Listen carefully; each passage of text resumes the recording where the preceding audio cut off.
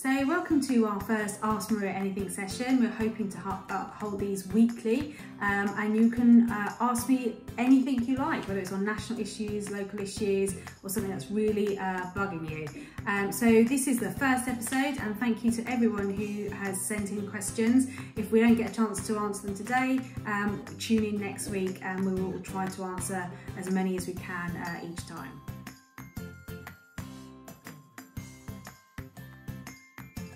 So, the A27 is one of the most controversial issues in the constituency, and I've always been clear since before I was elected that we need to improve that road between Lewes to Polegate, and I have campaigned to have that road made into a dual carriageway. It's a busy and dangerous road, and every year we're seeing more and more fatalities at particular dangerous hotspots. There's work happening at the moment to improve some of those junctions, but that is small scale work. And we need to have a proper dual carriageway for the long term to make it safer.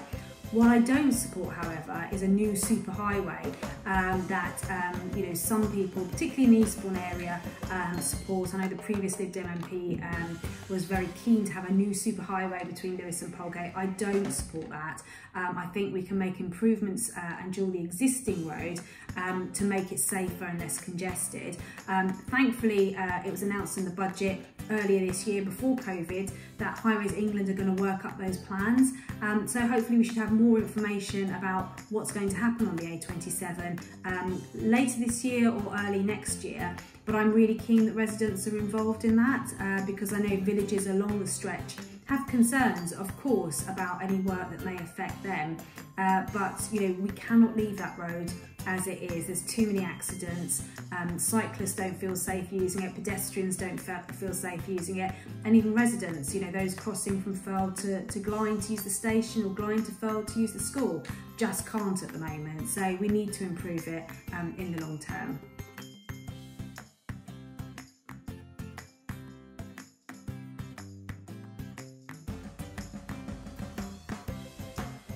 So in the election in December last year, Get Brexit Done was the Conservative motto and manifesto that I stood on as a promise that if re-elected, we would stop the shenanigans in Parliament, get Brexit done and start to concentrate on some of the other issues that are important to people, such as schools, roads, crime, and stop the scenes that we had in Parliament last year when nothing was happening at all.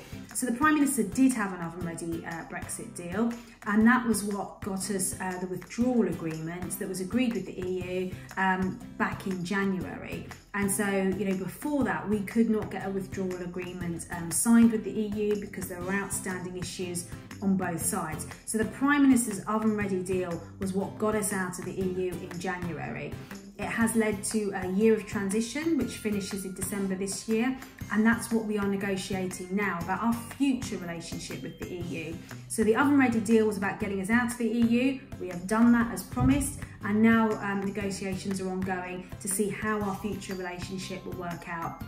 And I know people are concerned about a no-deal Brexit, but until negotiations finish, we can't say one way or the other. But we are getting ready and have been ready for a long time now for all scenarios. So we should pretty much know in October what it's going to look like. But negotiations are ongoing on a daily basis, so watch this space.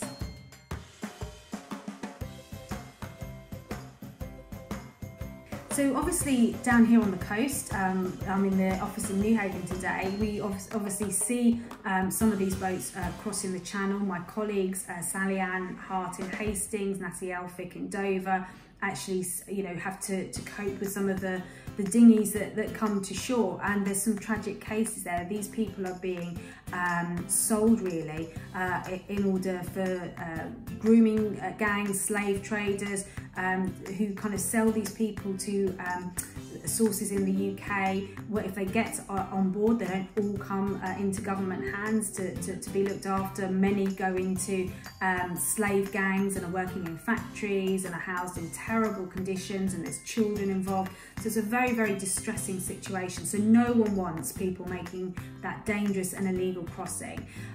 But also we do have a legal process to enter this country, and that's what people should be using if they want to seek asylum. At the moment though, until the transition period ends in January, we are still under EU rules for immigration, and so it does make it very difficult for us to be as robust as we would like, because we don't want people being sold into dinghies and just thrown into the channel in the hope that they make it here alive. That's just not a humanitarian way of looking after those seeking asylum. But we can't use our new immigration rules until the end of the transition period in December, and you will see a much more robust response then. In the meantime, the Home Office is arresting these gangs. So there have been several that have been arrested in the last few weeks and are in prison already. We are deporting people who arrive here illegally, because it isn't fair on those who use the proper channels to get here and seek asylum. And we will have a kind of more robust response, because we cannot have hundreds of people making that treacherous journey. It's not fair on them, and it's not fair on those people who try and get here legally. So I support all sides of the argument. I don't want people in danger in the channel, but I also want us to have control of our borders, so that those in most genuine asylum seekers, we are here to help. But what we cannot have is just hundreds of people turning up, and then local councils are struggling to house them, to support them, and our infrastructure then is struggling to cope as a result. So from December, when the new immigration bill is actually law and we are out of the EU restrictions, when the UK waters, so we can patrol them properly, are returned to UK hands, there will be a much more robust response. So I know it's frustrating for people at the moment, but we are weeks away from being able to handle this in a very different fashion.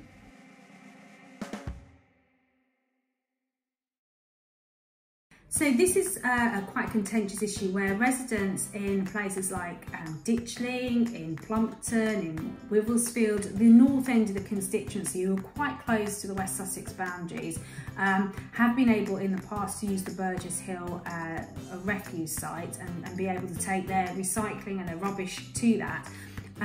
Last year, West Sussex decided that only West Sussex residents could use that site.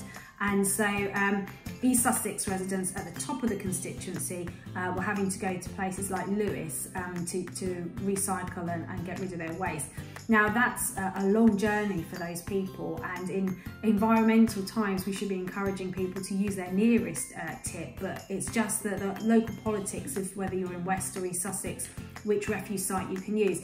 So I met with Becky Shaw, who's the Chief Executive of East Sussex, and the issue really is that the operators at West Sussex of the tip will only accept West Sussex residents, because their council tax pays for that service, and so they won't accept rubbish from residents outside that area. In other parts of the country, they've worked this out by the other council giving reciprocal repayments, so that residents can use the other site, which is often just across the road, and we are still having those discussions. It's a contractual issue that the contractor could be penalised if they are seen to be taking residents away from the East Sussex contractors, who have got a certain target of recycling and waste collection to meet. So we're still having discussions with that. I'm keen to resolve it as soon as possible. I think it's absolute madness that if you live next to the Burgess Hill tip, you can't use it just simply because you're in a different postcode. So please be assured we're having discussions, and we'll try and get a resolution to that problem for you.